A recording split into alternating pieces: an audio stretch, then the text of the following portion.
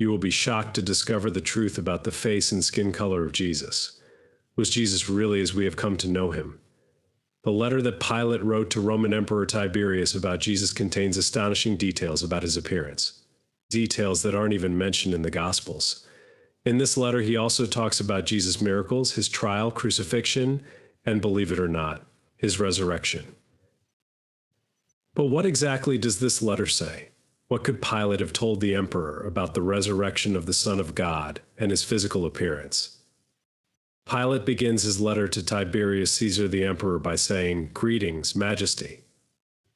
The recent events in my province have been so astonishing that I feel compelled to recount everything in detail, as I believe these occurrences may, in the future, impact the fate of our empire. It seems as though all the gods have suddenly turned away from us. I am almost inclined to say that the day I assumed governance of Judea in place of Valerius was cursed, for since then my life has been filled with worries and troubles. As soon as I arrived in Jerusalem, I took over the praetorium and prepared a great banquet. I invited a tetrarch from Galilee, the high priest, and his officials, but when the appointed time came, no one appeared. I saw this as a sign of disrespect towards my authority in the Roman government. A few days later, the high priest came to visit me with a serious yet deceitful expression. He claimed that his religion forbade him from sitting down to eat with Romans, but his face showed that his words were not sincere. Although I accepted his excuse, it became clear to me that he and his followers were opposed to the Romans. I recommend that the Romans remain vigilant of the high priests in this region, as they would not hesitate to betray even their own mothers for power and wealth. Of all the cities we have conquered, Jerusalem is the hardest to control. The people are so rebellious that I live in constant fear of an uprising. I have few soldiers, only a centurion and 100 men under my command. I requested reinforcements from the governor of Syria, but he informed me that he barely had enough troops to protect his own province. Our desire to expand seems to outweigh our ability to protect what we have already conquered. I fear this may eventually lead to the downfall of our government. I have avoided direct contact with the people, fearing what the priests might incite the rebels to do. Still, I have tried to better understand the mindset and concerns of this population. Among the various rumors I have heard, one in particular caught my attention. They spoke of a young man in Galilee who was teaching a new doctrine in the name of a God who had sent him. At first, I thought he might be trying to influence the people against us, but I quickly realized that wasn't the case. Jesus of Nazareth seemed to be more sympathetic to the Romans than to the Jews themselves. Once, as I passed through the square, I saw a large crowd gathered around a young man leaning against a tree, speaking calmly. I learned that it was Jesus, which didn't surprise me, as he clearly stood out among those listening to him. I decided not to interrupt with my presence. I continued on my way, but asked my secretary to blend into the crowd and listen to what he was saying. My secretary, Manlius, is the grandson of an old conspirator who waited for Catiline for years in Etruria. He speaks Hebrew fluently, is loyal to me, and has my complete trust. When Manlius returned to the praetorium, he told me what Jesus had said. I have never seen in the works of philosophers anything that compares to the wisdom of his words. One of the many Jewish rebels of Jerusalem asked Jesus if it was right to pay taxes to Caesar. He replied, "Give to Caesar what is Caesar's and to God what is God's." That wisdom is what led me to release the Nazarene, even though I had the power to arrest him or send him into exile in Pontus. Doing so would have been unjust, and justice is a fundamental principle of Roman governance. Jesus was not an agitator nor a rebel. I offered him my protection, perhaps without him even realizing it. Jesus had the freedom to act, speak, gather with the people, choose his followers, and teach without any interference from me. If someday, may the gods forbid, the religion of our ancestors is replaced by that of Jesus, it will be this tolerance that may lead to the fall of Rome. And I, as an unfortunate instrument, will have been part of what the Jews call providence and we call fate. This freedom I gave Jesus angered the wealthier and more influential Jews. Jesus was harsh with them, and for me that was reason enough to keep him free. To the scribes and Pharisees he would say, You are like serpents, appearing as well-decorated tombs on the outside, but inside you are full of death." On other occasions, he criticized local traditions, saying that humility was more valuable in God's eyes than any social status. Almost every day I received complaints at the Praetorium about Jesus' boldness. They warned me that something bad might happen to him, and that Jerusalem had a history of stoning those who declared themselves prophets. A petition to Caesar was being prepared, but the Senate approved my decisions and promised reinforcements after the Persian War, as I didn't have enough troops to contain a potential uprising. I then decided to take action to restore peace in the city without lowering myself. I sent a message to Jesus, asking him to come to the Praetorium so we could talk. He came. Being of Spanish and Roman origin, I am not easily intimidated or moved. However, when Jesus arrived, I was standing on the balcony, and I felt as if my feet were glued to the marble floor. My whole body trembled like someone with a guilty conscience, while the Nazarene remained calm with a serenity that seemed like purity itself. As he approached, he stopped and with a gentle gesture seemed to say, "I am here," without needing to speak a word for a long time. I was both amazed and impressed by this man, a type that our artists have never imagined when depicting gods and heroes. There was nothing about him that repelled me, yet I felt weak and too old to come any closer. "Jesus," I finally said, my voice trembling, "Jesus of Nazareth, for the past 3 years, I have given you total freedom of expression, and I do not regret it. Your words are sensible and full of wisdom. I don't know if you've read Socrates or Plato, but I recognize that the simplicity and greatness of your speech place you far above these philosophers. The emperor is aware of this, and as his representative here, I am pleased to have granted you the freedom you so rightly deserve. However, I must warn you that your words have attracted powerful and misguided enemies. Socrates too had enemies and became their victim. Yours, even more furious, have turned against you for the harshness of your words and against me for allowing you to speak freely. Some even accuse me of conspiring with you to weaken the little civil power that Rome still allows the Hebrews. My recommendation, and not an order, is that you be more careful and moderate in your speech from now on, considering that your enemies may use pride to incite the ignorant people against you and force me to act according to the law."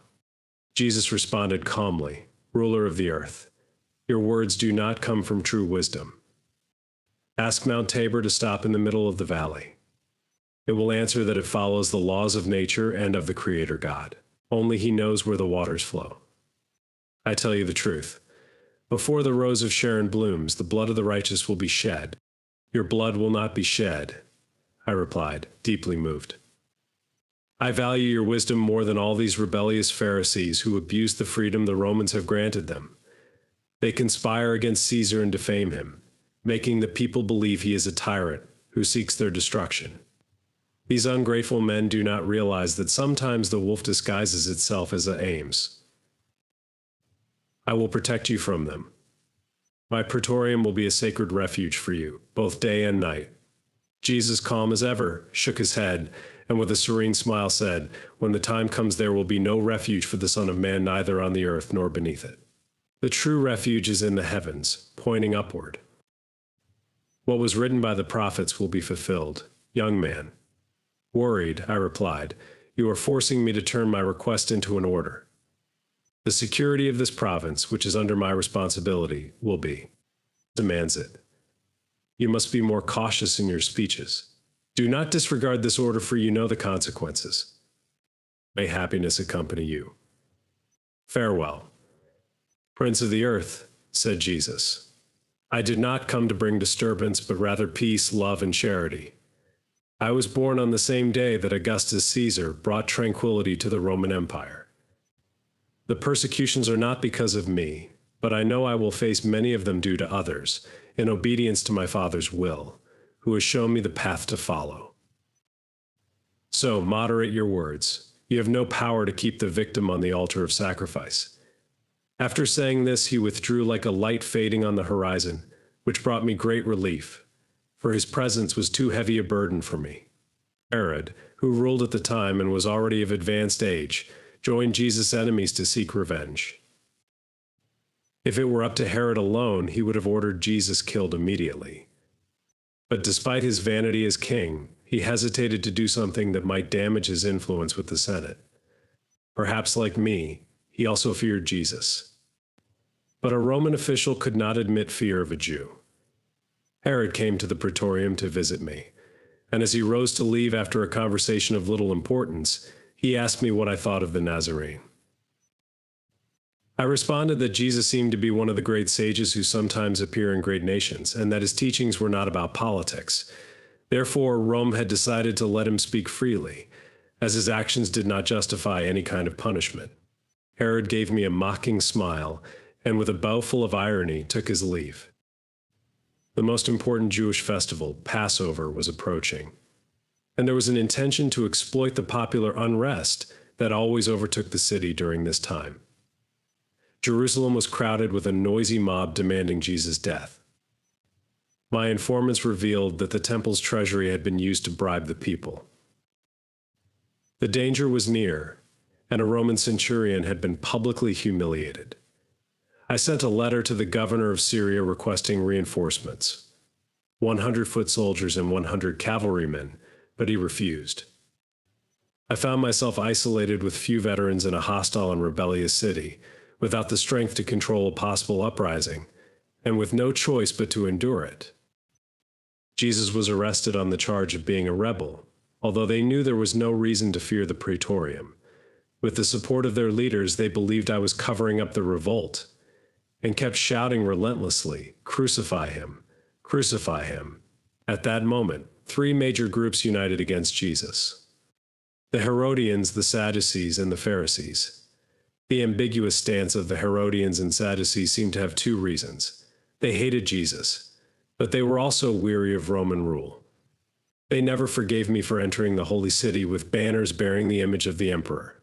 And even though I made a grave mistake on that occasion, to them, the sacrilege was still unforgivable. Another conflict was also intensifying among them. I had suggested that a portion of the temple's treasury be used to fund public works, and this idea was deemed unacceptable by the Pharisees, who were already opponents of Jesus. They cared little about the government and harbored resentment due to the harsh criticisms the Nazarene had been making against them for the past 3 years, in every place he visited.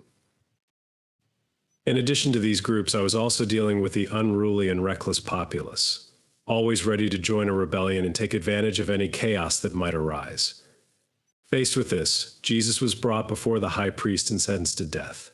At that moment, Caiaphas, the high priest, acted in an apparently submissive manner, sending Jesus to me so that I could confirm the sentence and ensure the execution.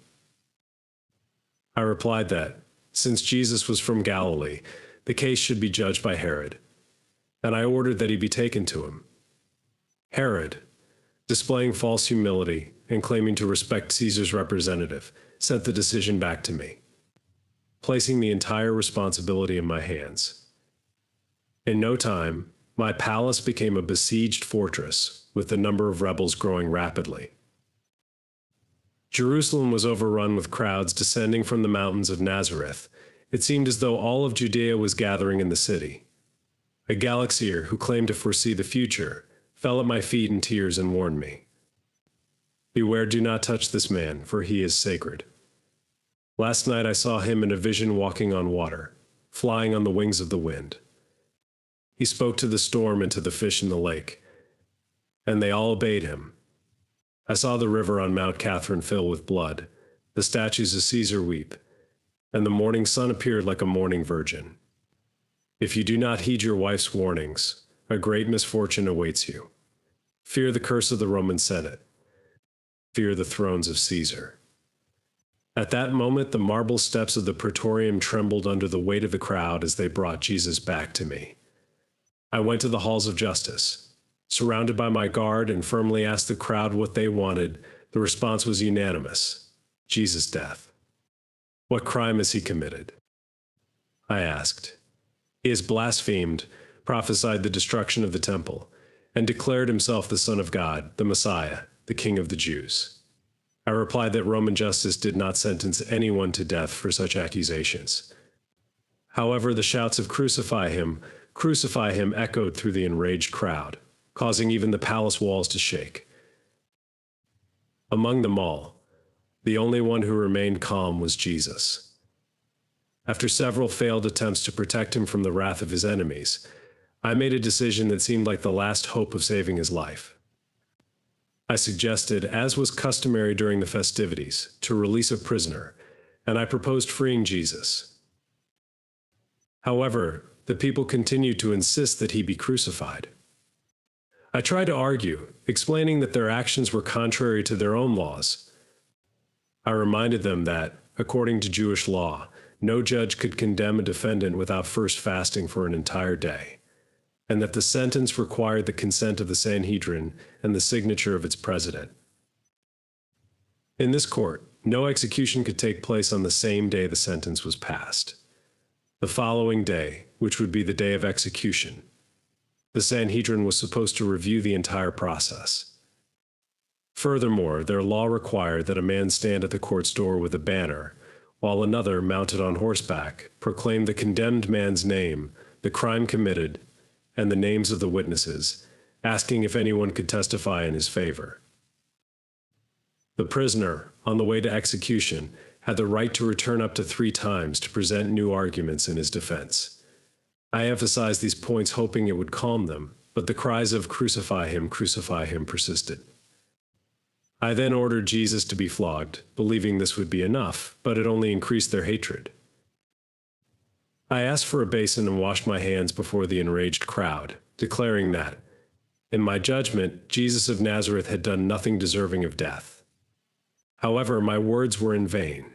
Jesus' fate was already sealed. I had witnessed the fury of mobs and civil riots before, but nothing compared to that day. It seemed as if all the spirits from the depths of hell had gathered in Jerusalem. The crowd didn't simply move. They were pushed and spun like a whirlwind, surging in furious waves from the gates of the Praetorium to Mount Zion, with shouts and cries louder than any unrest I had ever witnessed in the disturbances of Pannonia or the Forum. The day gradually darkened, like a winter evening, reminding me of what happened at the death of Julius Caesar. Curiously, it was also the Ides of March. As governor of a rebellious province, I stood in a corner of my basilica, watching the grim scene as the innocent Nazarene was led to his execution. Everything around me was deserted. Jerusalem had emptied its people through the dark gates leading to Jamia. An air of sadness and desolation lingered. My soul connected with Calvary, while the centurion struggled to maintain order amidst the chaos. I was utterly alone, and a weight on my chest told me that what was unfolding before me was more a drama of the gods than of men. The sounds of agony echoed from Golgotha, carried by the wind as if announcing a suffering never before heard by human ears. Black clouds gathered over the temple and spread across the city, covering it like a dark shroud, with visible signs both in the heavens and on the earth. It is said that Dionysius, the patriarch, exclaimed, "Either the Creator is suffering or the universe is falling apart." As these frightening phenomena unfolded, a violent earthquake shook Lower Egypt, filling everyone with terror and nearly scaring the superstitious Jews to death. Balthazar, a learned Jew from Antioch and a close friend of the Nazarene, was found dead after the earthquake. Whether his death was caused by the shock or by grief, no one knows for sure. Near the first hour of the night, I wrapped myself in my cloak and descended into the city.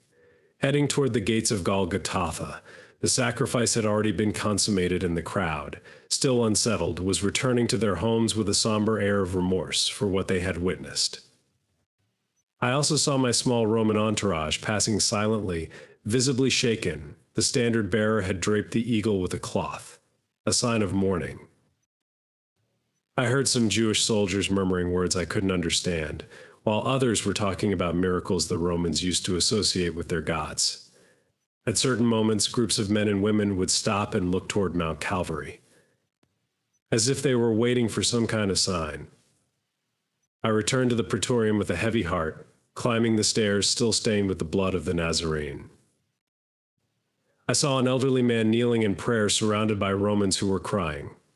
He threw himself at my feet, sobbing deeply. Seeing an old man cry always gets to you, and my heart, already full of sorrow, became even more burdened. We cried together, and it seemed like everyone there, both him and many in the crowd, were on the verge of tears. I had never witnessed anything like it.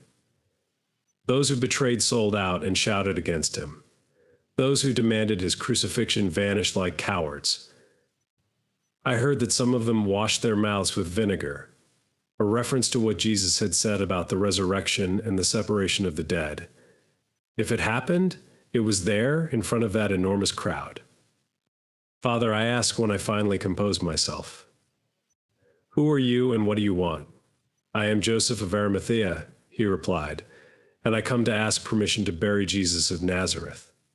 I granted him permission and instructed Melius to take some soldiers to ensure the body wouldn't be violated. A few days later, the tomb was found empty, and the disciples began to say that Jesus had risen just as he had foretold.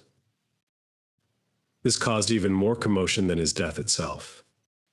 I cannot say for certain what truly happened, but I thoroughly investigated the matter. You can check personally and decide if I made any mistakes, as Herod claims. Joseph used his own tomb to bury Jesus, but I cannot guarantee whether he knew or had something planned regarding the resurrection. The day after the burial, a priest came to the praetorium worried that the disciples might steal Jesus' body and make it seem like he had risen as he had predicted. And as they strongly believed, I directed the priest to the captain of the guard, Marcus, and ordered him to place as many Jewish soldiers as necessary around the tomb, so that if anything happened, the responsibility would fall on them, and not on the Romans. When I heard the news of the empty tomb, my concern grew. I spoke with Marcus, who told me he had assigned his lieutenant Ben Asham with 100 soldiers to guard the site. He reported that Asham and his men were terrified by the events of that morning.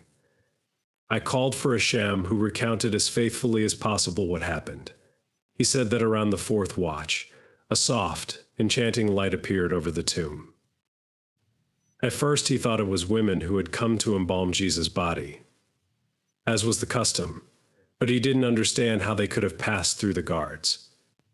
As he pondered this, the entire place was illuminated, and he saw what seemed like a multitude of the dead in their burial shrouds, all appearing younger and full of joy, while a heavenly music, the most beautiful he had ever heard, filled the air. It felt as though the entire sky was praising God. Suddenly the earth began to shake violently, and he felt weak, unable to stand, as if the ground was moving beneath his feet, and then he fainted, not knowing what happened after that. I asked him how he was when he came to. He said he was lying on the ground, face down. I questioned if he might have mistaken the light he saw for the sunrise in the east. He replied that at first he thought so too, but at a short distance it was still quite dark, and he remembered it was too early for the sun to rise. I asked if the dizziness he felt could have been from standing up too quickly, which sometimes causes that sensation. He denied it, explaining that he hadn't slept all night, as sleeping during duty was punishable by death. He mentioned that he had allowed some soldiers to sleep at that time, and that some were still asleep. I asked how long the scene lasted. He said he wasn't sure, but thought it was nearly an hour until the daylight overshadowed it. I asked if he had gone to the tomb after regaining his composure. He responded that he hadn't, as he was afraid, and as soon as reinforcements arrived, they all returned to the barracks. I asked if the priests had questioned him. He confirmed, saying that the priests wanted him to claim it was an earthquake and that the guards had been sleeping. They offered him money to say that the disciples had come and stolen Jesus' body, but he said he didn't see any disciples and only learned of the body's disappearance when he was told. I asked him about the personal opinions of the priests he spoke with, and he told me that some believed Jesus was not an ordinary man, not a human being like others, and that he wasn't the son of Mary as many thought. In their view, he was a figure who had already appeared on earth in other times, such as in the days of Abraham and Lot, and on various other occasions and places. If this Jewish theory is correct, these conclusions seem to make sense, as they align with what we know about the life of this man. Both friends and enemies acknowledged that Jesus seemed to have control over the elements, as if he were a potter shaping clay. He turned water into wine, healed diseases, raised the dead, calmed storms, and even made fish appear with coins in their mouths. If he truly performed all these acts, and many others, as witnessed by the Jews themselves, and it was precisely for these reasons that he stirred up so much hostility, it is clear that he wasn't accused of common crimes, of breaking laws, or of directly harming anyone. These deeds are known by thousands of people, both supporters and opponents. I'm inclined to believe, as someone said at the cross, truly this was the Son of God. Pontius Pilate described Jesus as an impressive figure, distinct from any other. He mentioned that Jesus had an average height, with a calm demeanor and a serene presence that drew the attention of everyone around him. His face conveyed a sense of kindness and peace, even in the most tense situations, and his expression always reflected tranquility. Jesus seemed to look at people with deep compassion, as if he understood them in a unique and complete way. Accounts say that Jesus had long, soft hair that fell harmoniously over his shoulders. His hair was slightly wavy and described as light brown, almost blonde, which set him apart from the people of the region. His eyes were perhaps his most remarkable feature, described as deep and piercing. Some said they varied between light brown and blue, depending on the observer's perspective. His eyes conveyed wisdom and kindness, while also showing a firmness that seemed to understand life and the human heart profoundly. Jesus' skin was described as fair, with a smooth texture, like someone who spent time outdoors but still maintained a healthy and well-kept appearance. His face was considered beautiful and symmetrical, with features that inspired confidence and respect. It wasn't just any face, but one that projected authority without appearing intimidating or threatening. He wore a full, well-groomed beard, which added a touch of maturity and respect to his appearance. Jesus dressed simply, but always with dignity. His clothes, though modest, were always clean and typically consisted of a long robe and a tunic. He did not wear flashy adornments or jewelry, reflecting his detachment from material possessions. His appearance conveyed a message of humility and simplicity, even with his striking presence. Without needing to speak, he could transmit a sense of peace and welcome. Now, noble sovereign, this is the most accurate account I can provide of the events. I have made every effort to present all the details so that you may judge my conduct fairly, knowing that much criticism has been directed at me in this matter. With loyalty and respect to my sovereign, I remain your most obedient servant. If you enjoyed the video, subscribe to the channel right now. Click on the video appearing on your screen to discover more mysteries like this.